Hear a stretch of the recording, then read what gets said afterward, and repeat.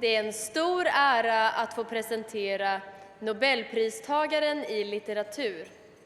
It is a great honor to introduce the Nobel laureate in literature, Mr. Kazuo Ishiguro.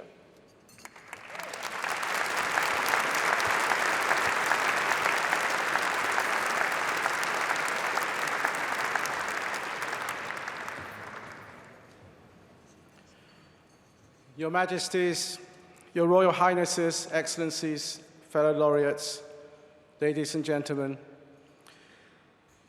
I remember the large face of a foreigner, a Western man, illustrated in rich colors, dominating the whole page of my book.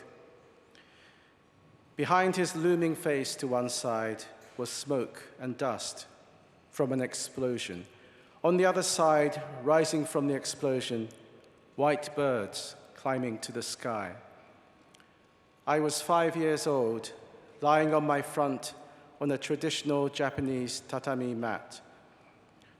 Perhaps this moment left an impression because my mother's voice, somewhere behind me, was filled with a special emotion as she told the story of a man who'd invented dynamite, then concerned about its applications, had created the Nobel Shore. I first heard of it by its Japanese name. The Nobel Shore, she said, was to promote heiwa, meaning peace or harmony. This was just 14 years after our city, Nagasaki, had been devastated by the atomic bomb. And young as I was, I knew heiwa was something important, that without it, fearful things might invade my world. The Nobel Prize, like many great ideas, is a simple one, something a child can grasp. And that is perhaps why it continues to have such a powerful hold on the world's imagination. The pride we feel when someone from our nation wins a Nobel Prize is different from the one we feel witnessing one of our athletes winning an Olympic medal. We don't feel the pride of our tribe demonstrating superiority over other tribes.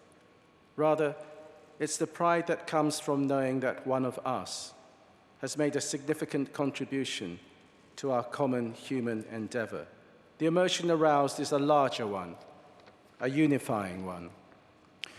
We live today in a time of growing tribal enmities, of communities fracturing into bitterly opposed groups. Like literature, my own field, the Nobel Prize is an idea that, in times like these, helps us to think beyond our dividing walls, that reminds us of what we must struggle for together as human beings. It's the sort of idea mothers will tell their small children, as they always have, all around the world, to inspire them and to give themselves hope. Am I happy to receive this honor? Yes, I am.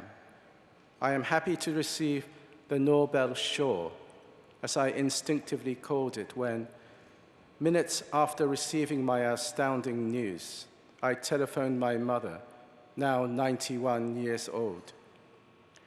I more or less grasped its meaning back then in Nagasaki, and I believe I do so now. I stand here awed that I've been allowed to become part of its story. Thank you.